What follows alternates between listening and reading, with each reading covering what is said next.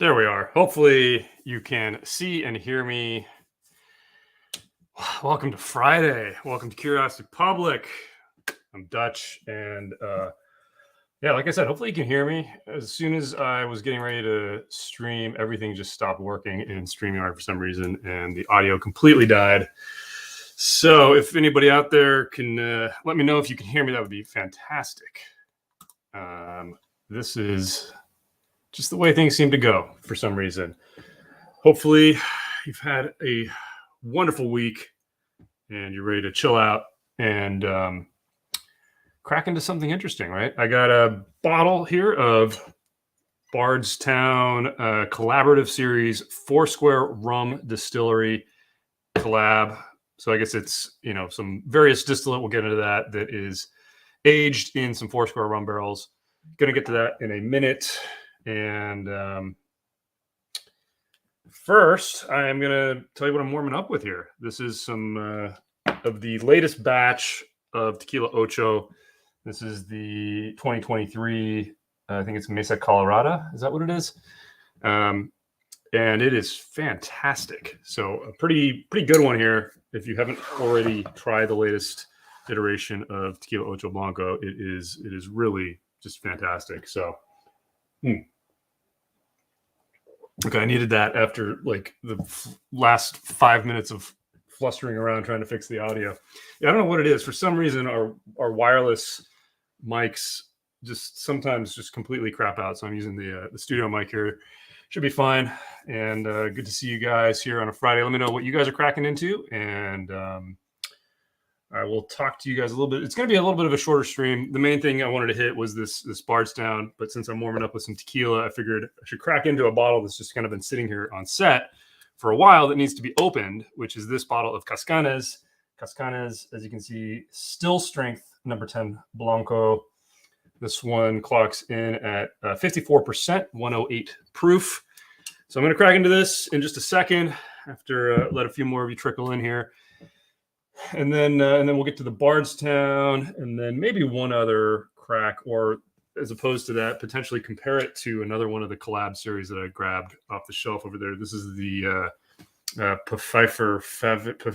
Michelle Pfeiffer's one, Pfeiffer Pavitt Reserve. This one is aged in Cabernet Sauvignon barrels, so it won't really be apples to apples comparison, but it will be just an exploration of this whole Bardstown finishing series, collaborative series, and whether or not it really, it seems to be the latest trend, if you ask me. You see it in tequila as well. You're seeing tequilas that are now telling you what bourbon barrels they've been aged in, as if it's something that's going to completely transform the spirit. It usually isn't very influential, and you should know that for a very long time, a lot of tequila brands have been using some very famous bourbon brand barrels, and they just never really thought to market it that way. So interesting that it's coming up, but going to give this Tequila Ocho another sip here because this is really good. I tried it side by side with the 2021 release that we used in our Blanco blind, and it is right up there with it. Maybe, I don't know. Hard to say if it's better or worse. It's just right with it. Oh, that is so nice. Okay, gonna check in with the chat here, guys. Yeah, where are we? I was fixing audio. Can hear me fine. I did see that. So Fluffles is drinking some LaCroix passion fruit flavor. Peter B says cheers. Cheers to you, Peter. Let's see. Kagan C is warming up with Eagle Rare, and then fresh cracking some Jack Daniel's single barrel proof rye. Nice choice. And a Woodinville cask strength. Johnny, what is up, man? Good to see Johnny in here. And it's cousin Johnny. Yeah, it's not cousin Vinny. It's cousin Johnny. Good to see you, Johnny. David M here. Cascanes 10 is awesome. Yeah, I've yet to try it. I've tried the what is the regular one? The 7 is like their 80 proof one, and then I've tried the 100 proof one, and then they've got this 108 proof one. I really want to try them side by side because I'm not exactly sure why they release 3 versions of it's kind of cool that they released 3 versions of it. And I think they do that with almost all their expressions, or at least the Blancos and the Añejos, or the extra Añejos, at least. I know they've got at least a couple. So be an interesting one. We are prepping for a drink through of that. And I recently just got a bottle of the Blanco from the new distillery. So they've changed NOMs on this one, which is their older one. You can see the NOM is $15.99. I don't know if you can see that on the back there, $15.99, where it says NOM. They're now, I think it's like $16.19 or something. So they've changed facilities.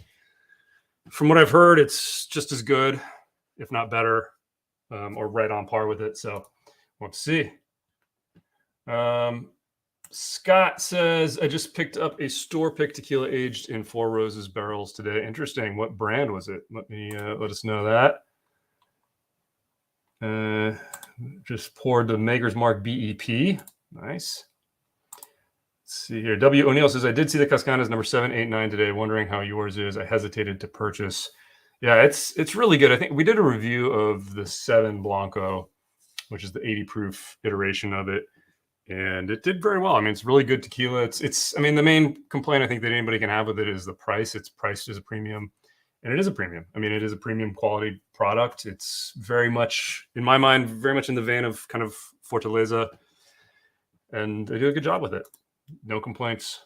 Matthew's in the house. Says, cheers, just got off work. Good to see you here. Jeremy says, Smoke Wagon finally made its way to Ohio, doing a fresh crack of the uncut, unfiltered. Awesome. That is become, in many ways, one of my kind of go-to kind of like random pours. Sometimes people say a daily. It's not really a daily, but it's one I kind of reach for a lot when I'm not necessarily wanting to focus on it. It's a great one just to sip on. It's got a lot of good flavors in it. HR Bartender says, did you guys get your hands on 11 Bricks? No, not yet. Still looking to try to find it for somewhere for less than the secondary prices on it. I mean, the secondary prices on it just seem absolutely absurd. $300, $400 for a Blanco. And I know it's special. Really wanted to try it, but it's just not going to spend that kind of money on it. Johnny the Maverick beer. Yeah, dude. Joe F says, hey, Dutch, opening ECBP B523 tonight. Nice. Let us know how that is. So that's the one that is, for the first time, aged less than 12 years. I think it's 11 years and like X number of months, 7 months or something like that, 5 months. Should be interesting. All right. Well, this stuff is fantastic. I'm going to get to a couple more comments and then crack into the Cascanas number 10. All right. Asia Bartender says the Cascanas Joven is like a piece of Parmesan cheese, very complex. Yeah, we do have the Joven.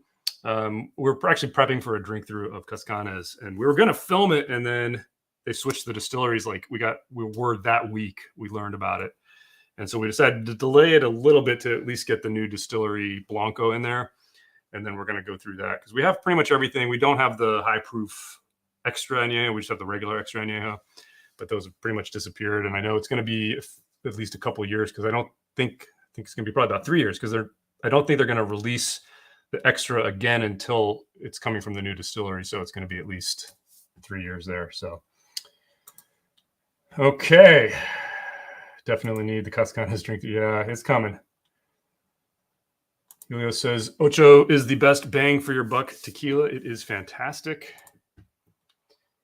Okay, I'm going to skip forward here a little bit and not skip forward. I'm just going to skip on to what I'm going to do next, which is open the Cascanas number 10.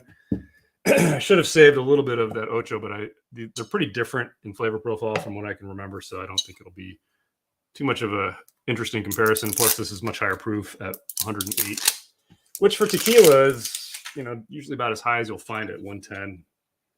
Not much higher than that will you find any tequilas. So, all right, this one looks great. And again, the nice thing about Cascanas is that it is certified additive free, as you can see with the sticker there, by Tequila Matchmaker. So they have checked their whole process and ensured to the extent that they can ensure that there are no additives used in the production.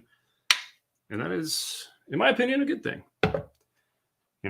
At least it's nice to have it on the label. That's what I would say. So cheers to all of you guys. Thanks for joining on a Friday. Wow, look at this thing coating the glass. Like, really nice. It's not that nice, but it looks pretty good.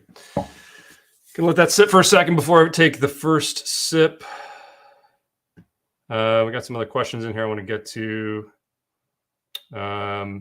Here's the one I saw. So SJCS SCJ iOS. SJC. I'm trying to sound it out in my head. It's not making any sense. Have you guys tried Carrera Still Strength? It's supposed to be the most agave forward tequila ever created. It's supposed to have a caramelized sugar note. I have not. I know what that looks like, the bottle, and don't think I've tried their Still Strength, but it sounds interesting. I'll have to check that out. Okay. Matthew says, Stag, E.H. Taylor, Barrel, Booker's, Weller 107 have been in my store lately, and I've been putting it out like the fair woman that Dylan mentions putting some out. Oh, the fair woman that Dylan mentioned. Yeah, so if you guys have heard our podcast, Dylan was talking about a manager at a Total Wine store that just puts out some of the allocated stuff throughout the day so that there's kind of a fair chance for people to get at it. So good to hear that, Matthew. I'm glad that you're doing that as well because, you know, it's hard to be fair with allocated stuff, but, you know, at least there are some good people out there trying. Okay. Kagan C says, any interest in hunting for the new Peerless High Rye? I haven't found myself hunting for any of the Peerless stuff. I mean, I've tried a handful of them. Pretty good from what I remember, but, you know, maybe I need to revisit it. But let me know if you guys know something I don't about it. So David M. Ocho Widow Jane is worth a taste. Yeah, it is worth a taste. The prices got a little crazy on it. I did a fresh crack on that a few live streams ago. Pretty good, but to me wasn't particularly special. I don't know if you had that blinded with a regular Ocho Reposado. I don't know how much difference you're really going to be able to tell, other than they just happened to put the name of the brand of barrel that they were using. You know, Ocho is known for reusing barrels over and over and over. So the amount of barrel influence is a lot less, and especially the amount of influence from what was previously in that barrel is even less. So, you know, it's good marketing and it's definitely good tequila. Don't get me wrong, but I don't know that it's worth the excessive hype. To me, the G4 Madera was the one of the recent special release tequilas that really blew me away. So blew all of us away if you watched that review. See, Yama's in the house. All right. Good evening. Good to see you here. Oh, Nick. What is up? Thank you for the super chat. Appreciate that. Love the show. Dying to find Foursquare rum. Any thoughts on the El Tesoro finished in Booker's 30th barrels? Have a chance to grab a bottle. Yeah, Foursquare, you know, you'll see it pop up in Total Wine. I don't know where you live, but if you live near a Total Wine, I did see the most recent one. I think it's like Touchstone or something at a Total Wine, around 100, a little over 100, I think it was. So they're out there. You can find them online too, depending on where you are. If you can get stuff shipped to your state, you know, there's a lot of it out there. So you should, with a little bit of hunting, be able to find one. And you know, they're all really good. We haven't been reviewing a lot of the recent ones, mainly because they're putting out, you know, multiple ones per year. They're all really good, quite frankly. And I think that's one of the reasons. It's almost like reviewing every batch of Elijah Craig Barrel Proof. It's like, yeah, they're all really good. Some are going to be a little bit better. Some are going to be a little bit worse. But thank you for the super chat, nevertheless. And as far as the El Tesoro, I think the Booker's 30th, that one was like super expensive, right? I had a chance to get it as well, and I ended up passing. You know, Long Island Lou. I don't know if you ever watch his stuff, but great tequila reviewer. He kind of said it was, you know, compare that to the Paradiso, which is you can buy like 5 bottles of that or 4 bottles of that for the price of 1 bottle of the Booker's version. He said it wasn't really worth the price. I tend to trust him. Still love to try it at some point. We may pick up a bottle eventually, but we did pass on it. So, you know, if you haven't had the Paradiso, it's fantastic from El Tesoro. The regular El Tesoro Extra Añejo, I'm not as crazy about, but bang for the buck right now, I'm going, if you want an Extra Añejo, pick up the Abate Gran Clase. It's just the newer batches that I've had, just fantastic. Okay. All right. The 1957 Porsche Speedster says, I didn't know cars could talk, except for Herbie. Love the channel. Spending much of my retirement binge watching archives of drink throughs. Awesome. Well, cheers to you And I got to get a sip of this. I still haven't taken a sip. I've been yammering on reading comments. So Cascanas, number 10, Blanco. Wow. I mean, just on the nose, comparing it to the Ocho is really bright. This one's got a little bit of funk to it. How do I describe the funk? It's kind of earthy, but not like a dirty earthiness, just kind of like wet grass. If that makes sense. But in a nice way. I mean, it's pretty nice. Just try the palate.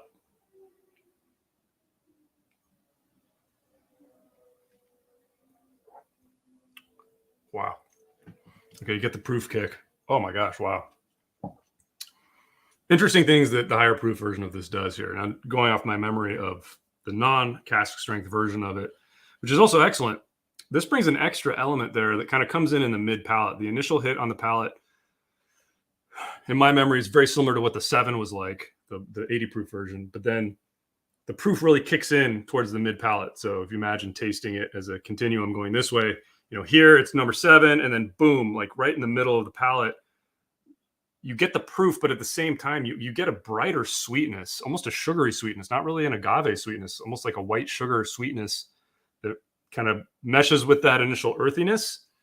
And then it kind of blends together in the last third of the palate, and the finish is a little hot. Let me give it a second sip here.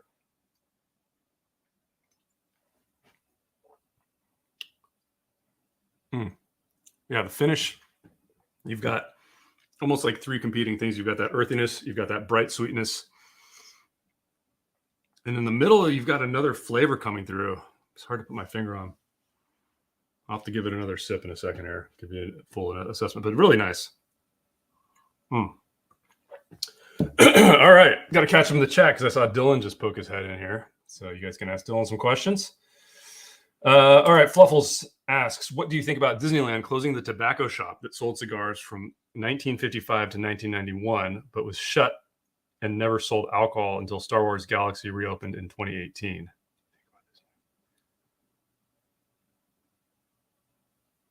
I'm parsing the question still. So it only sold cigars between 55 and 91, but it was shut. What do you think about Disneyland closing the tobacco? I mean, Disneyland has not, yeah, like you said, they haven't sold alcohol in the main Disneyland, until they got to the Star Wars land. I don't know. I don't know what to say. I wouldn't expect them to sell cigars ever again, but the more places that you can get an interesting cocktail or something like that, the better. The stuff that I tried at Star Wars land, I didn't like. It's all like pre-batched cocktail stuff that was like super sweet. Meanwhile, if you go to California Adventure, you can get some kind of cool stuff. They've got barrel picks at some of the places. They've got craft cocktails at the Carthay Circle there, which has got a really awesome bar. Quite frankly, I mean, I haven't been back since like 2020, so I don't know how things have changed. I think Jules has been, so we can pick his brain about it a little bit. But yeah, who knows what Disney's going to end up doing? Where are Jules and Dylan? They are AWOL, man. No, they couldn't make it. I think Jules and I will try to get another stream next week. But our scheduling is ridiculously bad, or just ridiculously difficult. Usually if we can get the 3 of us in the same room, we're going to be filming content as opposed to doing a live stream, because, if we do an hour, 2 hours of live stream, that's, 4 or 5, maybe like 4 episodes that we could have filmed. And usually we try to devote our time to that if all 3 of us are together. But if only 2 of us, or only if I'm available or something like that, we'll just do a live stream to crack into some of the bottles that need to get opened up and aired out. Okay. Vortex says, I'm starting to think I just don't like wood influence in tequila. I've tried El Tesoro Repo and Ocho Añejo, and I'd much rather be drinking Ocho Plata. Yeah, I mean, I think tequila drinkers go through a similar evolution that whiskey drinkers go through. Ironically, I've found that, my friends that are longtime tequila enthusiasts end up kind of gravitating towards repos almost. It's kind of interesting. Whereas I think for me, and I know for Dylan as well, we talk about this a lot, we kind of like the extremes. We tend to like the Blanco and the Añejo and Extra Añejo. you got to find what you like and through all that. But if you do want to try something, I would, if you haven't already tried it, the Arete Repo, it's really just so damn good. I can't hype it enough. And it's relatively inexpensive for now. So I'll stop hyping it so that it stays cheap, hopefully. Not that we have any influence over that. But okay. Kagan C says, Cam reviewed it. Oh, so we're talking about the Peerless High Rye, right? Is that what it was? Peerless High Rye, I think. Yeah, Peerless High Rye. Said it was worth hunting for if you have the budget. MSRP 140. Yeah, my hesitation with Peerless in the past has been the price. And the ones I've tried are good. It's certainly not. I didn't think it was bad whiskey by any stretch. But I need to revisit it. So good to know. Cam's got a great palate, so it may very well be worth trying. Okay. Scott says, I was able to get Stag 23A and a Jack 10 this past week. Haven't opened either yet. I heard good reviews on the Jack 10, but haven't been able to find any reviews on the Stag 23. Yeah, I don't know about the latest Stag batch. I'm always personally very hesitant about Stag because, over the last 5 years, I think I've owned 2 bottles. I've been able to find 2 bottles, basically, for a decent price. And I don't really like either one of them.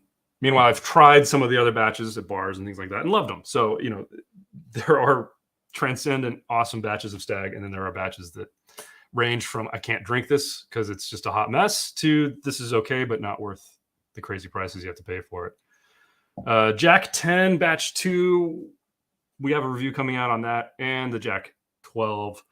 Both of those I'm hoping to get out in the next week or 2. It's just been busy. So, but I'll hint, since you guys are here on the live stream, that none of us loved them, either one of them. They're fine. They're good. Probably worth MSRP, no question, but I don't think any of us would chase them. If you really, really love oaky bourbon, in my mind, like Elijah 18 oaky, you're probably really going to love the Jack 12. It's got a lot of oak, a lot of flavor. To me, it just wasn't balanced. Okay. Trying to catch up here, guys. Sorry. Matthew says, finding Foursquare in Total Wines here in Texas are quite common, especially in Austin. They sit on the shelf. Okay, good to know. And yeah, it really depends on your area. So here, Dram Chaser says Foursquare is hard to find in my area. David M says, I concur with your G4 Madeira assessment. I got the Widow for $70 in Orlando, worth that price. Yeah, it's I wouldn't overpay for the Widow. I'd actually really like to compare it to a regular Ocho Repo, maybe a couple of different ones, and see, is it higher proof though? I think it's higher proof though. I think it's 90 proof, right? I just happen to see it over here, so I should grab it and see. Yeah, it is higher proof. So it's 91 proof, 45.5%. So yeah, I mean, it's worth 70 for getting a higher proof Repo. That's how I would put it. Whether or not the actual Widow Chain barrels had much of an influence on this, you can tell by the color. Not a lot. It's very, very light colored Repo, So, okay, Dylan is here, enjoying Elijah Craig 18 from 2021. Feel like there is a lack of oak since the bottle design changed. Interesting. I actually have one of the newer bottlings too, and I have not cracked into it. But my old bottling from like 5 years ago is just super oaky. So it'd be a good one to try again. Thirsty Amigos says, great show. Keep up the great work. Love the Star Wars items in the back, especially the theater Luke. Wow, good eye, man. That is a good eye. Yeah, I got this waiting in line at the re-release Return of the Jedi, whenever that was. I don't want to date myself. But yeah, it was a while back. Does it even say? I don't remember when that was. I think it was in high school or something. Oh, March 7th, 1997. Yeah, I was about to graduate high school. Look at that. Yeah, and I'm not a collector of action figures, but for whatever reason, I just left it in the box, and I kind of put it in a box, and then I found it many years later, and has its place up here among some of the other paraphernalia. There's also this is Jules, Boba Fett. This is the 40th anniversary edition. So I don't know. Maybe some of you toy enthusiasts who know more about this stuff can tell us the ins and outs of those things, if they're worth keeping or not. But we like them, and thank you for joining.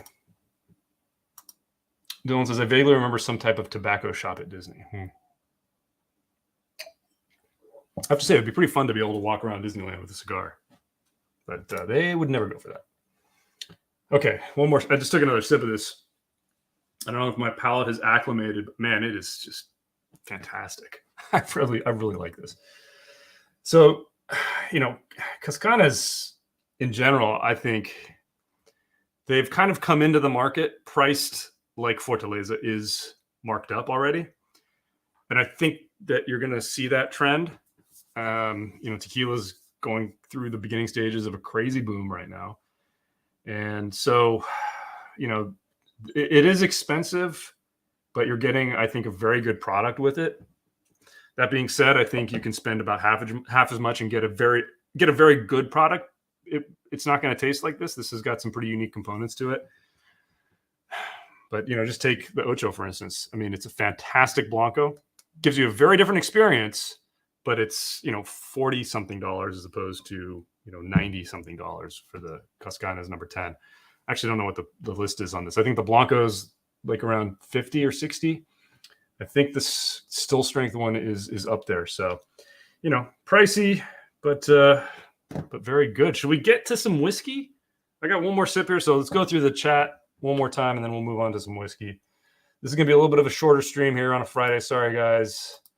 I'm planning to be back next week with Jules, and we'll do a little bit of a longer stream. But Dylan pointed this out. I mentioned that. Yeah, they still have a Disney Blanton's barrel pick at Napa Rose. The last time I had it there, it was a really good barrel pick of Blanton's. Hey, Evil Betty is here. The Bourbon Wrench. Congrats, Trev, on hitting, I think it was at 9,000 subscribers. Fantastic job. We keep talking about this Kung Pao thing, but, my knowledge of how to do the internet is limited. But we should still do that. We're at least going to keep talking about doing that. So, and I think David from Shelf Turds is in too, because he loves it apparently too. Okay. Yeah, Vortex says, I do prefer the Reposado over the Añejo. I do plan on picking up the Arete at some point. Yeah, it's just fantastic. Fantastic. Okay. Wow. So this is interesting. Matthew says, I had someone fully break down because I handed them a bottle of Stag. It was incredibly surreal. I love getting my hands on a rare bottle. I get a little giddy sometimes if I see something, especially at a fair price. But the fact that somebody's having a breakdown for getting a bottle of Stag, just, what? It's just whiskey, guys. It's really good and it's really fun. I don't want to discourage people, but I think sometimes we build these things up in our minds a little bit too much. But hey, that's just me being cynical. Ignore that. All right. Vortex says, right now my ranking sits at Ocho Plata, El Tesoro Repo, and Ocho Añejo. I like all three of those. Great choices for sure. 1957 Porsche Speedster asks, how did you three meet, and what is your most recent pick for value for money on Scotch and bourbon? Wow, 3-part question, man. One for each of us, I guess. So we three met our freshman year of college. Dylan and I were roommates, and then Jules lived right next door to us. So, we've known each other forever. We've, it's been, what is it, like 25 something years that we've known each other. So, I mean, it's been a long time. And, when we decided to start doing something on YouTube, Jules and I kept talking about, oh, we should do something on YouTube. It'd be kind of fun. And then, obviously the first person we talked to about it was Dylan. And then things kind of spiraled from there. And it's, it's the kind of thing that we would do when we would get together at Dylan's barbecues. We just crack open that. Let's sip on it. Let's try it. And then, so that's the origin story in a nutshell. Pick for value for money on Scotch and bourbon, would depend what week you ask me. I would say with Scotch right now, oh man, I mean, value is tough. So depending on your budget, I love the Highland Park Cask Strength batch number 3, which is out right now. I think they just are releasing batch number 4 in Europe. It should be here pretty soon, probably. But that entire lineup of Highland Park Cask Strength, it's not age stated, so I think a lot of people dismiss it, but just it's so good. I really, really enjoy that. I happen to love Highland Park's flavor profile. But yeah, I mean, that's really one I can't say enough good things about. I mean, like I said, you could ask me another day and I'd give you another scotch probably, but that's the one top of mind for me right now. For bourbon, you know, I hate to say it, but it's between Knob Creek 12 and Elijah Craig 12. I mean, Elijah Craig barrel proof. You know, Elijah Craig barrel proof is the best bang for the buck, period. You know, even the worst Elijah Craig barrel proof to me is totally worth it.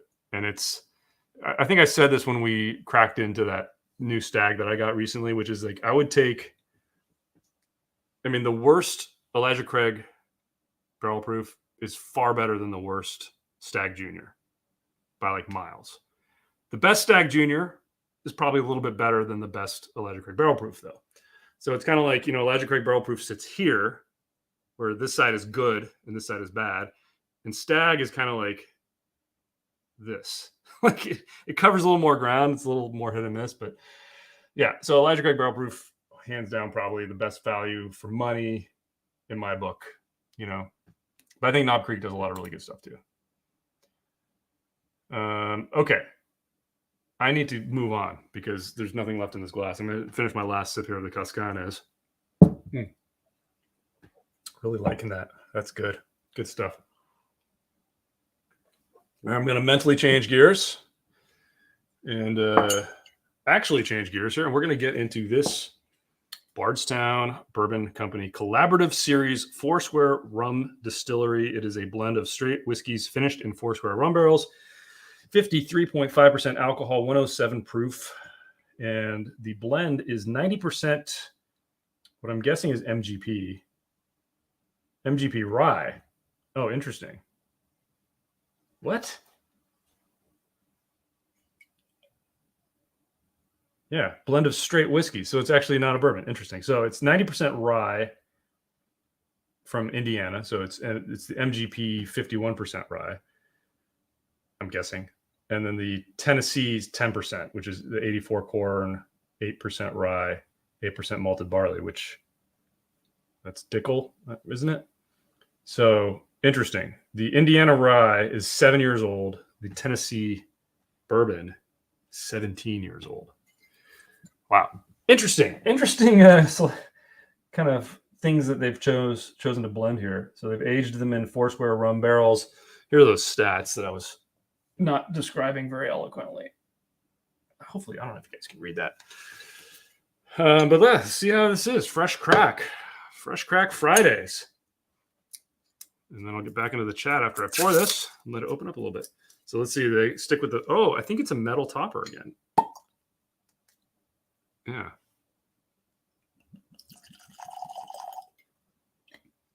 All right. I'm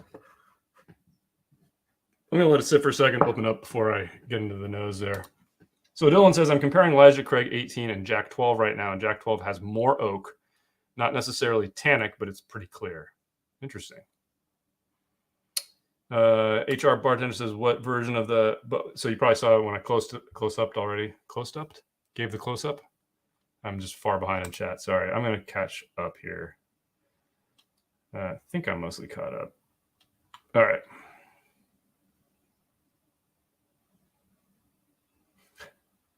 Yeah.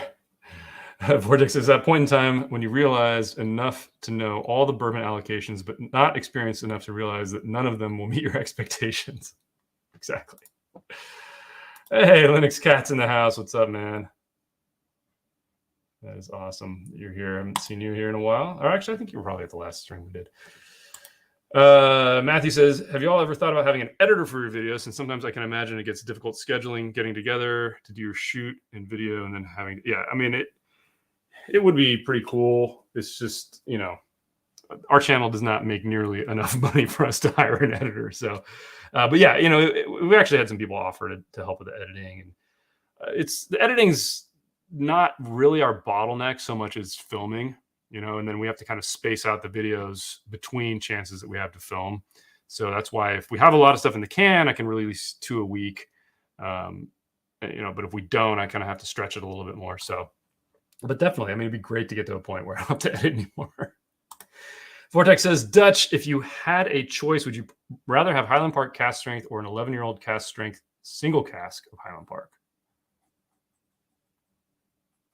11-year-old, I mean, those single cask Highland Parks are fantastic, but they're usually about, twice the price almost. I mean, depends on how much. Some of the older ones, I think, I mean, those are really good. What I'd rather have. In some ways, I kind of like having the cask strength because I don't feel as bad about cracking it open and just pouring it and drinking it. Whereas the single cask stuff, because it's so much more expensive, maybe I'm a little more hesitant. It's more intense. I mean, the single cask stuff is intense. It's jammy. It's delicious. It's very intense. So, oof. It's really a budget question, I think. If you can afford the single cask, go for that. But it is expensive. I mean, some of them are close to $200, I think. All right. Dylan says, right now what I'm drinking that is value Scotch is Glendronach cask strength for Spey, Highland Park cask, Lagavulin distiller. I did not like the most recent Glendronach cask that much. Just me. Dylan likes it. Not like it's bad. It just, to me, I'd much rather have the Highland Park. For bourbon, Dylan says Elijah Craig barrel strength, knob 12, Jack Daniels single barrel proof. Yeah, another great choice there. The Jack Daniels. I think when we reviewed the 10 and the 12, another spoiler alert, I think that was kind of one of those things we kept coming back to is like, wouldn't I rather just spend my money on a single barrel strength? It's higher proof. Anyway. Okay. Linux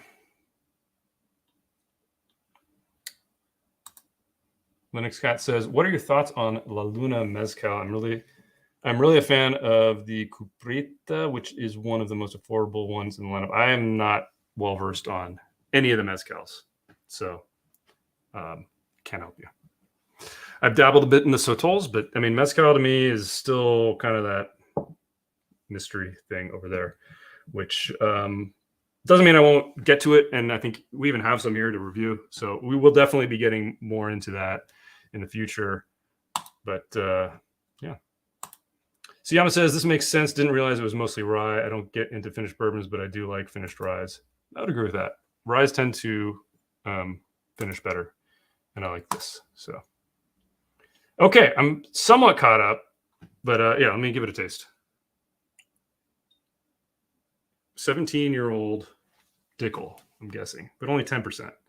Mostly 7-year-old MGP rye, but barely a rye, right? 51% rye, so just barely rye.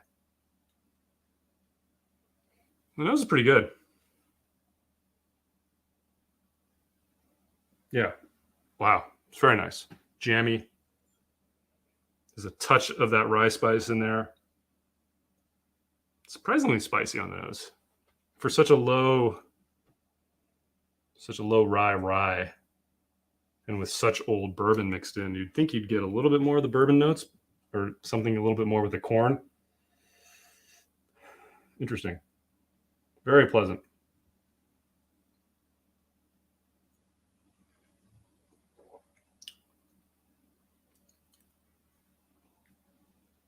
Okay. That is really good. That's a lot better than on some of the other Bardstown stuff I've tried. We have another minute to open up and come back to it. Actually, I'm going to take a second sip and then let it sit a little bit longer.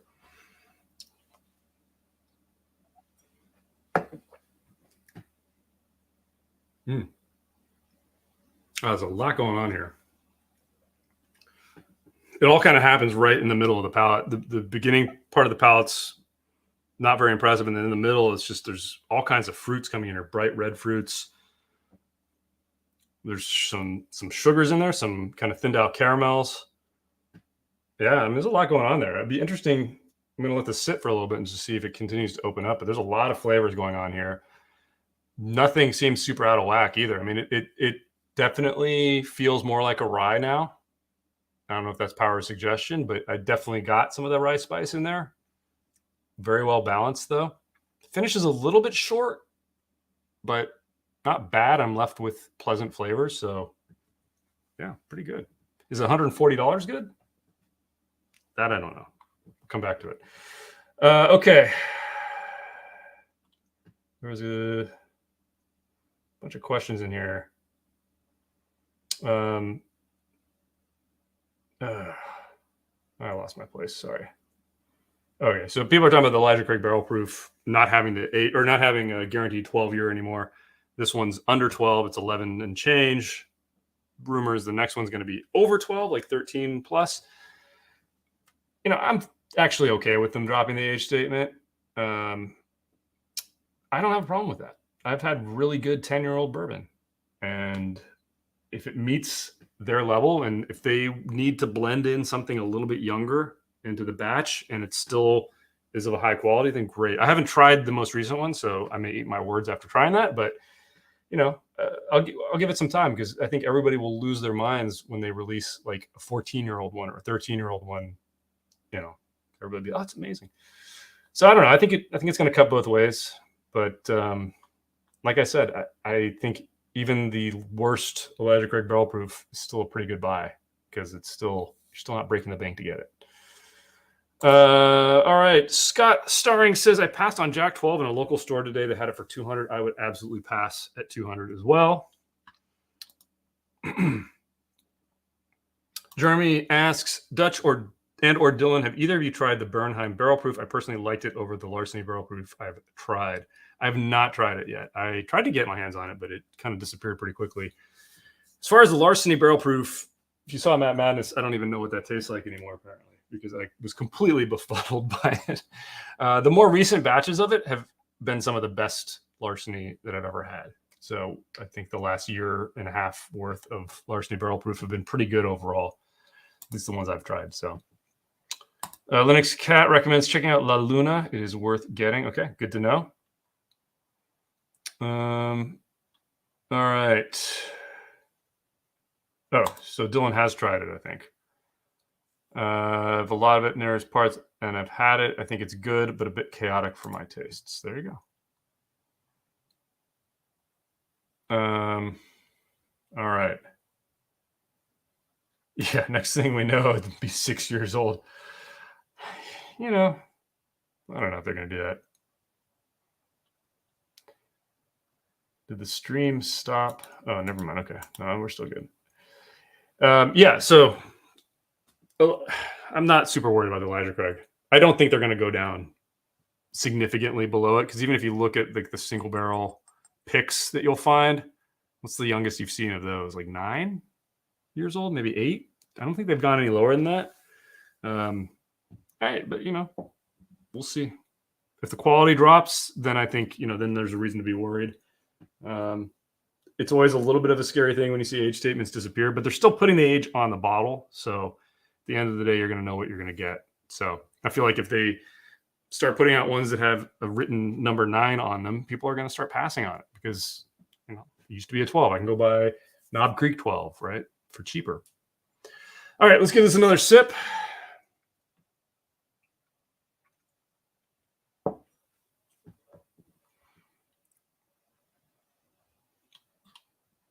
Yeah, there's a lot to like here. The finish, you get a little bit more of the rye coming in towards the end of the finish. But it is a little short. Like at the end of it all, I'm left with kind of nothing on the palate, of maybe a little bit of a lingering of a rye spice in the back. But I like it. Oh, Dylan said this earlier. Dutch, open some of the stuff I brought and release the video to the members. Are you talking, is those two separate statements? Open some of the stuff you brought now, or release the other video that you and I shot to the members? So yeah, Dylan and I opened up all of these like crazy boxes full of stuff that he brought. I think I have one of them ready. So that I'll release that to members of Curiosity Private, and then they can decide if it's worthwhile editing any more of them and maybe releasing them to everybody. I don't know. I have no idea if people would want to see us opening a random box of whiskeys and tequilas and just kind of talking about what we're pulling out of the box. I think we cracked into some of them. So there were a couple of fresh cracks mixed into one of the videos at least, but I don't know, man. I don't know if that's going to be good TV or not. People don't watch TV anymore. Okay, actually, I'm going to leave this here in the glass. So because I did grab this Pfeiffer Pavitt Reserve. It is lower proof, just a little bit, but let's just see how this one. And this one I think is all Dickel, if I remember. It's 10-year-old Tennessee straight bourbon. It was aged for 18 months in Cabernet barrels. They don't say they finished it. They say they polished it in Cabernet barrels. See, now this cork is better. This is back when they used the full metal cork. So here, this is the old cork. You see? See how it's metal all the way to the cork? It's got a nice heft to it, and it's real cork. The new one from the is, as you can see, plastic and synthetic. I don't mind the synthetic cork, but it's so much lighter now that I compare the two. This feels like hefty. This is, who cares, right? It doesn't affect the taste, but it affects my overall sensory experience, and I feel denied a hefty cork. What's going on, man? Okay, the Pfeiffer Pavitt. I should label these so I don't completely forget what I'm doing here. I could label them if I had a pen. There we go. Pfeiffer Pavitt. All right, Dylan's answering a very tough question that I saw Matthew ask about desert island whiskeys. We'll get to those comments in a second. Okay, let's see the nose. It's a little bit subdued compared to the Foursquare's got a better nose. Yeah, definitely. I'll check this one again after it's sat a little while, but yeah, it doesn't have quite the depth that the Foursquare one has. The Foursquare one has some of that, like, I mean, if you've had a Foursquare before, you know that rich molasses sugar that you get in those. There's a little bit of that I feel like comes through on the nose.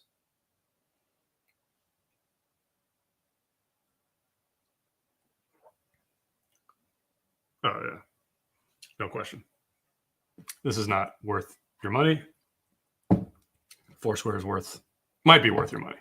It's definitely better.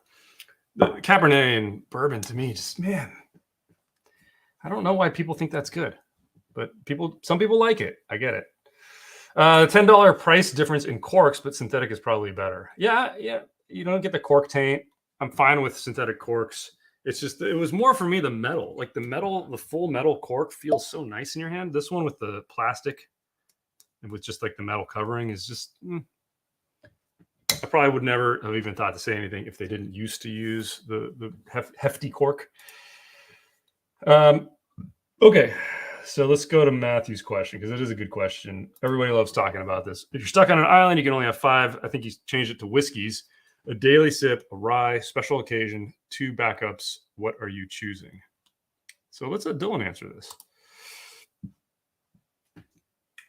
Leads to a more broad discussion about tastes. My entire view of bourbon is clouded by 2 bottles that stick in my mind. Hirsch 16-year and Stitzel-Weller 1989 bottling of Pappy 15. In my mind, those 2 tastings clenched the potential of bourbon in the extreme. Stitzel-Weller Pappy is nothing like modern bourbon. It was a time when bourbon was about to go out of business, and so rumor was that the Pappy 15 was actually creme de la creme with slightly higher age. You know, I've had that Hirsch 16 one time in my life. We actually have a video of it, and Jules and I had it in Vegas one time. Somebody bought us a 2-ounce pour that we split, and I mean, Dylan's right. It's just not like modern bourbon. And I don't know if it's a function of whatever magic they were doing at the time, or the fact that it was 16-year-old bourbon that wasn't over oaked, which is in and of itself a pretty amazing thing. And just the absolute onslaught of cinnamon and rich caramel that I got in that pour was unlike anything I've really had. So yeah, that'd be super awesome. So don't confuse the modern Hirsch with the old Hirsch. They pretty much have nothing in common. The new ones, I guess there's a cast strength ones. I mean, some people have been raving about them. I think they're sourced, if I'm not mistaken, MGP stuff. I'd have to double check that, but yeah, I mean, I'm not a fan of hyping Dusties like old versions of things, but there is just something about some of these older bottlings that is just different. And that's not to say that there's not good stuff coming out today. There's a lot of really good stuff, and in another 20 years, people may look back at what we're drinking today and be like, "Wow, you remember when you could buy Elijah Craig and it was only 11 years, but it was like the best thing ever, and now everything's only 5 years." Hopefully, nobody ever says that. Okay, so the Pfeiffer Pabbit, I don't really want to drink that anymore. I will come back to the Foursquare and give it another taste here.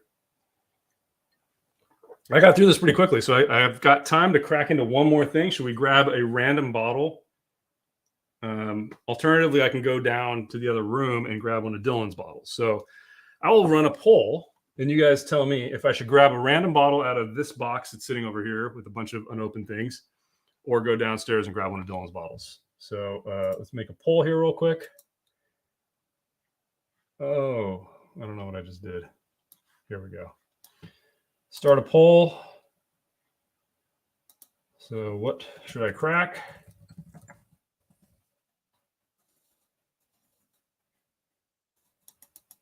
Oh my gosh, what is going on here? Oh, here we go. My box or Dylan's box. The thing is, I think some of these things in this box up here are Dylan's.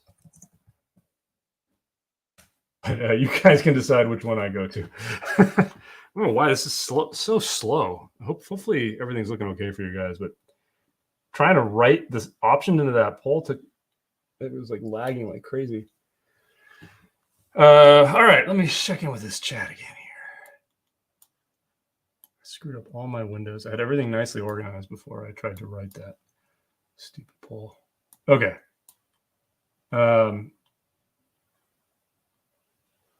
What comment? Oh my gosh. What is going on? There we go. Nashville Bourbon Company is solid. Were people talking about that?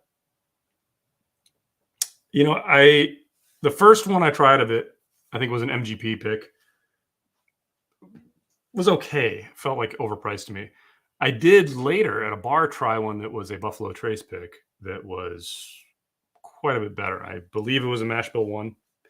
I don't know. I had no idea that they had access to that, but apparently the guy at the bar swore up and down that it was Buffalo Trace. That being said, I got a story here. So Dylan, you will enjoy this. I was in a Total Wine recently. We'll probably talk about this in a podcast too. And I have rarely heard somebody just spew such horrible BS to a customer as I did. This poor guy was talking to the store guy about how much his friend really liked regular Buffalo Trace. He had a bottle of Buffalo Trace in his hand. And the guy at the store, number one, of course, was trying to get him to buy whatever their new thing is. It's the something reserve, their new one they keep pushing. Pushed that, and then pointed to another one, something I'd never heard of. And they had this big sign on it saying, made by Buffalo Trace. It's from Barton, right? And this guy said, with a straight face to this guy, Buffalo Trace distills this from their Barton distillery. I was just like, oh my God. I had a moment. I should have probably, if you see something, say something, but I didn't. I just grimaced and walked off. Anyway, who cares, right? If people want to educate themselves, they can come here, right? This is the forum for learning. All right, poll is going. Dylan's box is winning like crazy. What the heck, man? There's good stuff over here too. You know that? There is a Nashville barrel pick in there. It's a rye. Okay. Let's see. I went off on my rant. Sorry. Dylan will cry if you don't pick his. I could definitely see Stitzler Weller being better. I've had the regular Pappy 15 and I wasn't impressed at all. I'd rather drink Rare Breed or even Elijah Craig small batch. I mean, I enjoy the modern Pappy 15. I think it's fine. It's just crazy overpriced. MSRP, I think, is absolutely excellent. The first two times I think I ever had Pappy was back when it was still Stitzler Weller stuff, and I mean it just was better. I mean, I don't have as clear of a memory of it as Dylan does here, but I remember having, I think, a 15 and a 20 at one point. And Dylan and I had a 10 that, was it a 10? No, it was a 15, because 10 would have been just the old rip. And it's just so good, man. So good. But it's all memories at this point, because it's just not worth spending thousands of dollars on bourbon. I'm sorry. Okay, Dutch and Dylan will be trapped on Matthew's Island with a keg of cheap beer. It'll be White Claw for me. I don't really drink White Claw, despite what Dylan photoshopped or did. You know, he had AI generate a video of me drinking White Claw. So, Peter B, if it was me, I'd do downstairs so I could do bathroom break and get whiskey. Oh man, yeah, I agree, Siama, definitely. And I'd even pay twice MSRP for it. Have you tried the Penelope Rio yet? Only got 6 bottles sent to our store, and the whole greater landscape of Texas seems to be on the hunt for it. I have not. We have like the Architect one over here. Again, see, look, you guys are neglecting the box of unopened whiskey right here that includes. Oh no, that is opened because we were going to review it. Sorry, I lied. I don't know. I mean, the Penelope stuff is, I think, really good. To me, it's like the east of the Mississippi version of Smoke Wagon, or Smoke Wagon is the west of the Mississippi version of Penelope. I mean, it's just really kind of thoughtful blending of, I think, mostly MGP, right, for Penelope as well. And I think Smoke Wagon's putting out pretty interesting products. And I think the Penelope stuff I've tried is, to me, they're very similar brands in a lot of ways. Dylan says, if you're going to go through my box, pick a couple of the good ones. There are 6 boxes. Yeah, Vortex says it could be because I had Pappy 15 in a flight with George T. Stagg and Wild Turkey's Master Keep 17 bottle and bond. Yeah, you know, those baking spice notes that to me are reminiscent of the Pappies can get washed out in a blind. To me, it's not one to have in a blind, and it absolutely will lose in blinds to spicier, punchier whiskeys, both of which Wild Turkey and George T. Stagg are. So, I mean, I think if you're going to blind Pappy, you know, you kind of, oh man, I don't even know what I would blind it with. Maybe like, there's nothing comparable that's a weeder that has those kinds of notes that, you know, because the rye flavors are punchy, man. To me, they're different in my head. Siyama says, I did a 4 Roses limited edition Pappy 15 and King of Kentucky in a flight. Pappy 15 was my favorite of the 3. That I could see, because 4 Roses does have the spice, but it's got that different floral quality to it.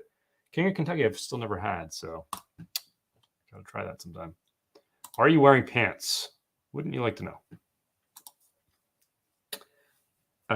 Actually, no, I'm not wearing pants. I'm wearing shorts. There you go. Okay, let's see the winner here. I'm just going to call it. It's obviously Dylan's box. I'm going to end the poll. And now you guys are so lucky, because I'm going to leave the set for however long it takes me to get down there and grab a random. I'm just going to grab the first one I see, come back up here, fresh crack, and we'll talk about it. All right? All right. I'll be back in a jiffy. Talk amongst yourselves.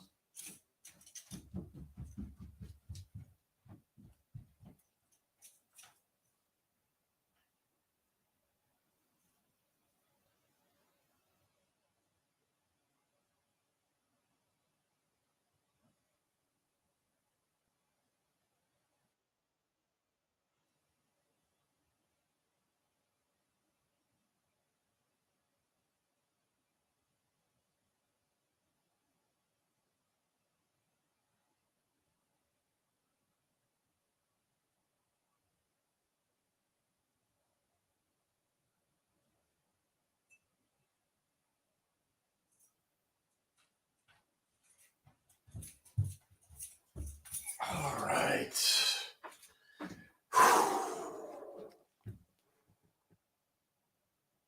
Redwood Empire haystack needle, double barrel, 14-year-old. I don't know much about this. Age 14. Oh, bourbon whiskey finished in Cabernet Sauvignon casks. Well, they're just saying about Cabernet finished bourbons and not liking them. Bottled in Sonoma County. I don't know where this is distilled. Oh, this is a barrel pick. Okay. Barrel pick, Redwood Empire, haystack needle. So they say it is bourbon carefully chosen from our Sonoma County rack house. I don't know if it's distilled there, though, because I didn't think they had stuff that old. Yeah, distilled in Indiana. That's what I thought. Okay, so this must be an MGP, 14-year-old MGP that they decided to put in Cabernet barrels. Okay, not sure about that. Mash bill, 75 corn, 21 rye, 4 malted barley, 3 months in a Cabernet cask, a 60-gallon French oak barrel, medium toast with toasted head. And I will not read the tasting notes. And hey, you know what? Dylan did a good thing when he bought this because they planted a tree when he bought the bottle. Okay. Man, I'm way too winded from running up and down the stairs. Okay, let's see how this is. Oh, man, come on. With the wax, the crumbly wax, really? Do we really need crumbly wax everywhere on the set? Okay, there's pieces of wax that just flew all over the place here. Oh my gosh. This is horrible. Ugh. I mean, I get it. If you're going to put wax, soft wax, please, people. Please. All right, let's get this poured up. Yeah, I spilled it. Close that up. And let me label this Redwood Empire. I'm actually glad that I kept the Foursquare Cabernet because now it'll actually be an interesting comparison. I didn't even think of that. I literally walked in, I saw this. I saw a Found North, and I thought for a second, should I grab the Found North? That's kind of hot. And then I said no. Okay. Let's see here. Scrolling up. And you guys talked a lot when I was gone. That's good. Okay, not that much really. Dutch is wearing short shorts. Totally. No, they're pretty normal length. I can't back up enough for you to see them. But underneath them, I've got the jean cutoffs. Okay. Rye is a superior secondary grain. Interesting. Did someone grab the Bardstown while he is gone? Okay. What's wrong with shorts? I agree. What's wrong with shorts?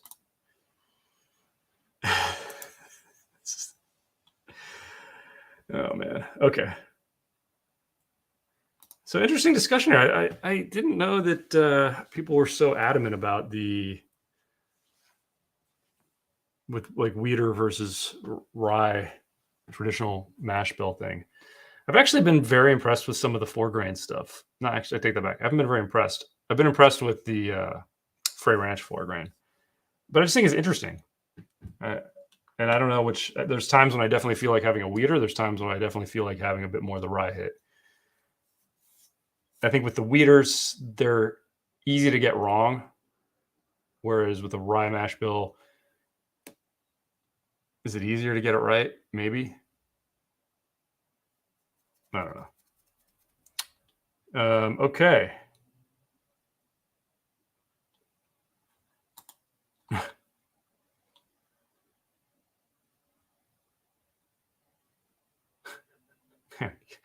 Sorry, I'm just enjoying these comments, guys. Sorry.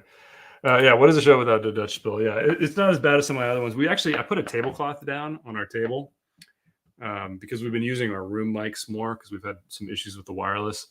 And the tablecloth helps cut down on some of the echo that these mics pick up. But it also absorbs all of the spillage, so you can't even see it. So all those pictures that Dylan used to take of me spilling, they'll just be, not as visible.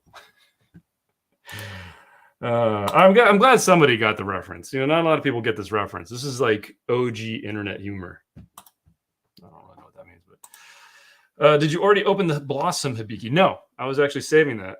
I thought, I guess I'll open it with Jules. I figured, I should open that with one of you guys.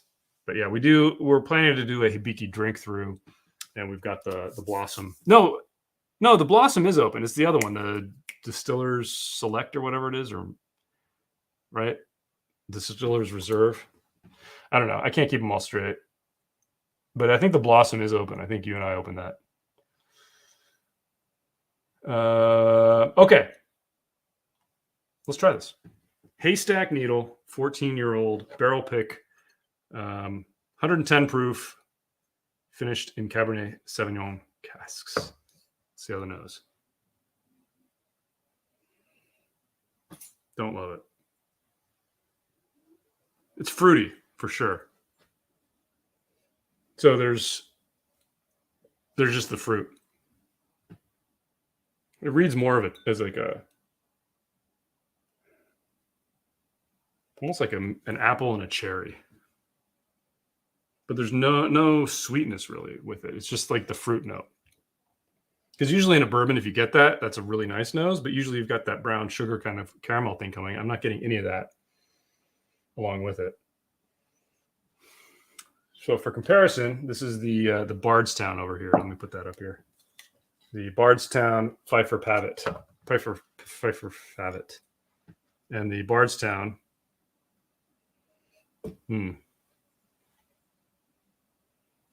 Redwood Empire might have a better nose. The fruits are clear. The Bardstown nose is just not very interesting at all. Palate on the Redwood Empire.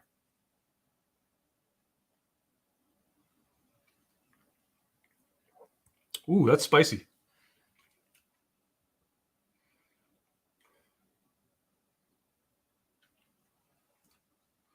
A little tannic. The age comes through on the finish there.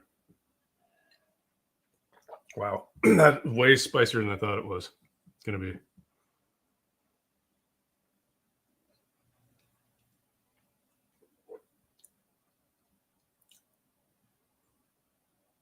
It's kind of drying my mouth out. It's definitely better. I need to pour a little more. I didn't realize I poured myself so little of it. I guess I spilled too much on the table. And I spilled. I'm going to blame the wax for just messing up the pour because you can't see it, but I spilled it all over the place. Siamo was asking about the stats and wasn't paying attention to when I read them earlier. It is MGP. It is sourced from Indiana, aged 14 years, finished in a Cabernet cask for additional complexity. Does not say how long. Non-chill filtered, winter 2022 release. This doesn't say how long, does it? 3 months. So a much shorter age. So you got the 18 months with the Pfeiffer Pavet, the 3 months with the Redwood Empire. Let me give it one more taste here.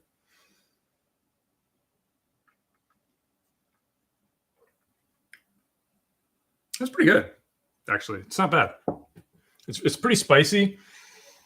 You get a little bit of the age on the finish. A little bit of oak coming in there. There's enough fruit from the finish, I think, to kind of balance that out. Not a ton of sweetness. Could use a little more, maybe. It's a little bit drying on the palate. I'm curious, Dylan, if you're still in the chat, how much you paid for this. Because I could imagine it being quite expensive. I don't actually know what the price is on this. If anybody knows, pop it in the chat for the barrel picks. I'll show the bottle again because apparently nobody saw me show it or talk about it. Redwood Empire Haystack Needle Double Barrel Bourbon, finished in Cabernet Sauvignon. 14-year-old MGP, aged or finished 3 months in Cabernet casks. So, yeah, I mean, it's not bad. My question though is, how bad was this 14-year-old bourbon before they finished it?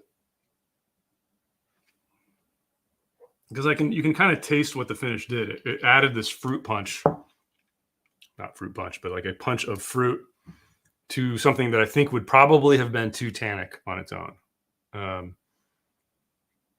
Pretty good. So yeah, Dylan, let me know how much it was if you remember. But not bad. So let me taste now the the Bardstown Pfeiffer Pavitt again. Such a different nose. It's less fruity and more of kind of the earthy notes of the wine.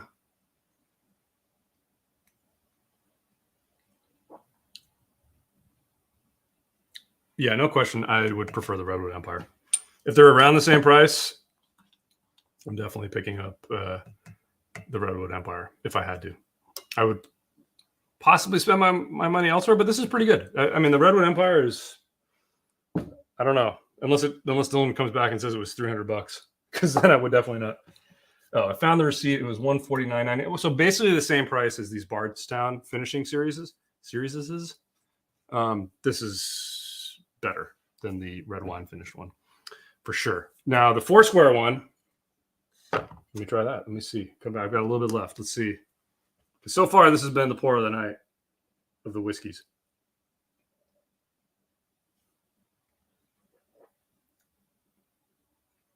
Interesting.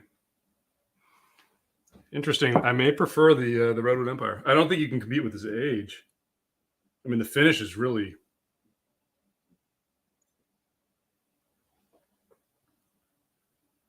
I mean, the depth is there too, man. That's pretty good. Surprised. Man, I just, it feels weird to me that somebody would get a 14-year-old MGP barrel and dump it in a Cabernet. But hey, you know, I have to say it's pretty good. It's pretty good. It's definitely spicier. I think the spice from the Redwood Empire might be giving it the leg up on the Bardstown. The Foursquare had a little bit of that subtle sweetness.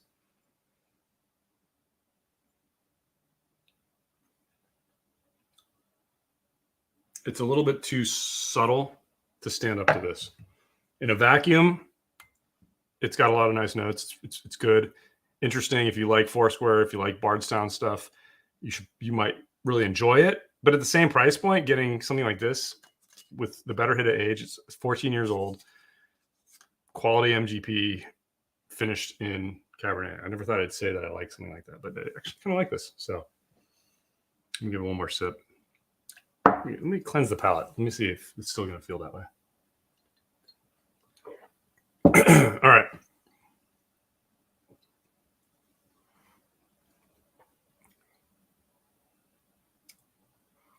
Yeah, the main problem with it is drying. And I feel like the finish on the Redwood Empire is pretty intense. And it's kind of washing out the nice subtlety of the Bardstown. So I can't really say definitively that I would prefer it. It's definitely the stronger flavor, but the Bardstown might have better flavors, if that makes sense. So not two to wait side by side. So Vortex, there were two Bardstowns that I drank tonight. This one, the Foursquare, and then I grabbed the Pfeiffer Pavitt one as well, just because I had it on hand and I figured I could compare a couple of the different Collab series ones. Look at that. I can't even get them all in shot. There we go. So these are the whiskeys from tonight. The fresh cracks, these two, Redwood Empire 14-year, pretty good, surprisingly good. A little bit drying on the finish, but quite good. The Foursquare Collaborative Series, is that what it's called? Collaborative Series? Yeah, Collaborative Series. It's a horrible name. Bardstown, this is mostly MGP, 10% 17-year-old Dickel, MGP rye, we should note. And then this was already open. This is the Pfeiffer Pavitt, which is all Dickel, 10-year-old Dickel, aged, I think it was 18 months, like a long time, right? 18 months in Cabernet. So, yeah, these two worth trying for sure.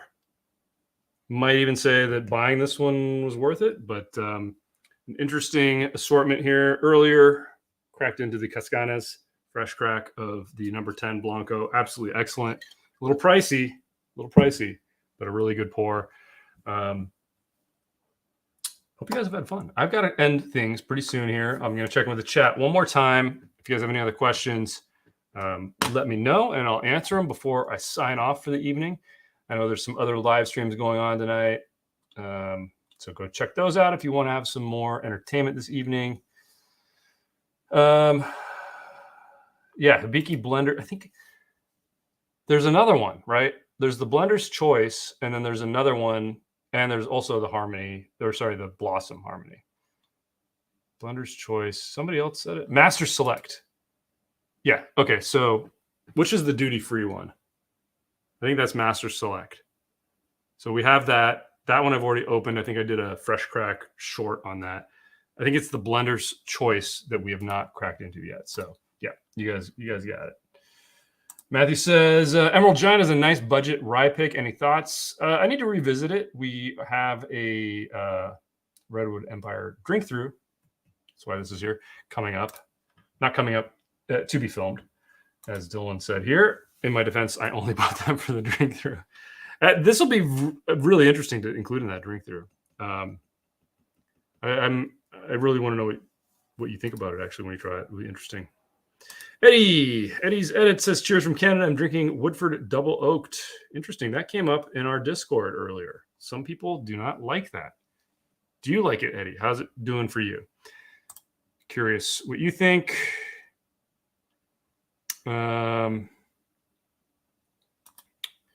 Matthew says, how do y'all justify spending so much money on a singular bottle? I've only just begun my bourbon journey, partially thanks to you guys, but I can't see myself spending more than $100. I'm poor. So, I mean, setting your budget based on how much you can afford to spend, that's most important. Like, don't break the bank for it, I would say, number one. There's a lot of cheap things to try before moving on to the really expensive stuff. So to get a really good kind of formal education, you can you try a bunch of $20, $30 bottles first, and you're going to be in a really good position when you're able to afford saving up maybe for some of the more expensive bottles. So you just have to do it based on your budget, right? Like, we buy bottles for this YouTube channel. So our calculus is a lot different than a lot of people's. But I will say, when we had our old channel, the Bourbon Guild channel, I think we all kind of had a max of $200. And that just shows you how much stuff has changed in the last 5 years, or however long ago it was. When was that? 2017 or something like that. How much things have changed since then? Because now, like, we've got a lot of bottles here, well over that. And the market has changed. There's a lot of people willing to shell out a ridiculous amount of money for bottles. So for us, as people that try to provide information to the consumers, we have to try to get them, and we don't accept things from brands. That's kind of a line in the sand that we've drawn. We only review things that we've bought. So we have to spend a bit more on it. But if I wasn't doing a YouTube channel, would I spend $200 on a bottle of whiskey? Maybe, but I'd buy a lot fewer of them than I do for today. So yeah, I think you have to have your personal finances in order, right? It's not worth breaking the bank for any bottle of whiskey, because there's a lot of really good inexpensive whiskey. If you just want to drink it and have a good time with friends, you can do that with a $40 bottle of whiskey. Okay. And when you can afford to buy the $200 bottle, then you do it then. There's always going to be plenty of whiskey to try, and there's always going to be expensive bottles to try in the future. So, I think get your budget, get your personal finances where you're comfortable spending it, and then spend that much. Set a budget for yourself, because, you can lose your mind in this hobby. Dylan says, now drinking E.H. Taylor Barrel Proof 2022. Cheers. All hope you guys are on your third glass with me. I'm on pretty much my third. How is the 2022, Dylan? I tend to find the E.H. Taylor Barrel Proof too tannic for my tastes.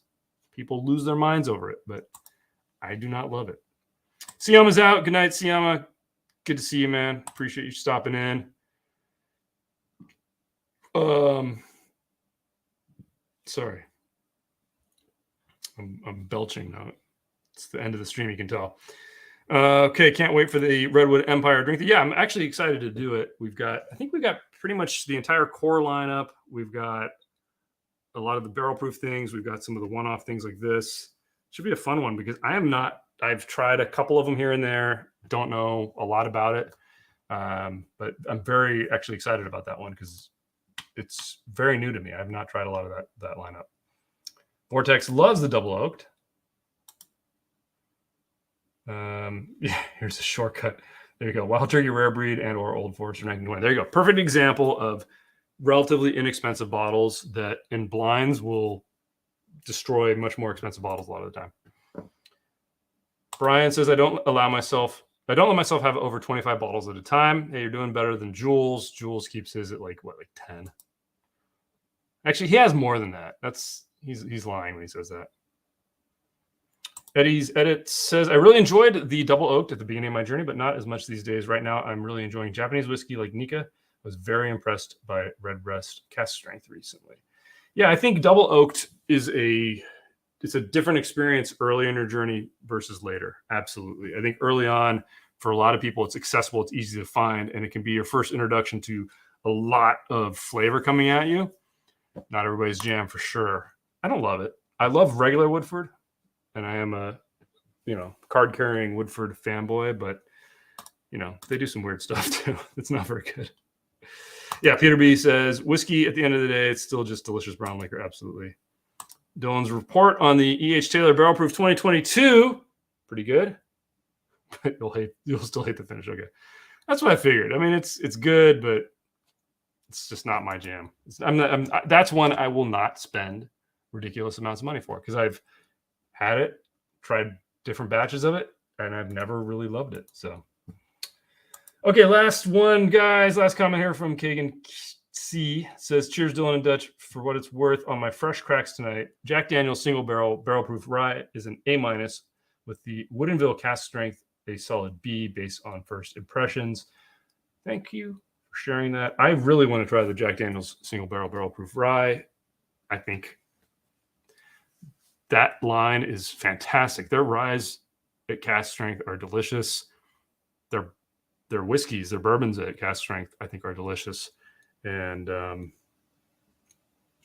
yeah, looking forward to trying some more of those. And thank you to all you guys hanging out. It's sort of obligatory CP Discord comment. So Vortex, by the way, if you're not on our Patreon, so for patrons, Discord is open officially. Unofficially, officially, it is accessible. We'll call it that. It's still kind of a trial run. I'm about this close to opening it up to YouTube members as well. There's a little bit of finagling we have to do in order to get you guys access, but it's coming. And there's a couple of, we're still kind of trying things out. I'm going to modify a few things in it and then open it up probably to YouTube in the next month, maybe. But if you do want access to it earlier, you can switch from YouTube over to Patreon and you can get right in. Okay, Eddie, thank you for the intro song. It is Being Fire. It's awesome. It's actually a song that I lost, sadly. I lost a hard drive and I lost a bunch of my music that I made for various things. And that was one of them that I don't know. I can't. That and a handful of other things for some reason are just gone. I'd back stuff up at a certain point in time and then not backed it up again. So always sad when that happens. Yeah, Dylan, Discord has the uncut, unfiltered video of Dutch drinking wine. This is true. It's not that different, actually. There's just like 2 seconds at the end of Jules doing something. So, but yeah, if you guys are interested in the Discord, join the Patreon. It's there. YouTube does have a method for integration. It's a little more complicated than with Discord. It's probably not. I just haven't done it, but it is coming. And thank you to all our members who are here. And thank you to all of you that hung out in the stream. I know it was kind of last minute, wasn't well planned. Jules and I are planning to do one next week. It's going to kind of, we're not sure what day, maybe Thursday or Friday. Probably Friday, I'm guessing. If not, it might be earlier in the week. It kind of depends. If Matt Madness is happening Friday, our streams are not as, well attended. So if we do it Friday, we might start a little bit earlier, West Coast time at like 5, and then maybe run for an hour up until when the Matt Madness finals start. I don't even know if they're going to be next week. So all kinds of crazy stuff going on with that. So, all right, guys, thank you for stopping by. Have a safe weekend. Enjoy your Memorial Day. And see you guys at our next live stream or our next video. And members, by the way, your members video for the Centauri is gonna come out tomorrow. I have it edited. There was some stuff that had to get bleeped that I had to run through standards and practices to make sure it was okay to release still, because I never know. And I rely on Jules and Dylan, and they're worse than I am. So anyway, so members only videos coming probably tomorrow for the Centauri AO video. Next week, you should get either the Jack 10 or Jack 12 review, maybe both of them, depending on if I can get them edited and if I count up how many we have left in storage before our next filming. So, all right, guys, stay curious. Have a good night. Thanks for hanging out.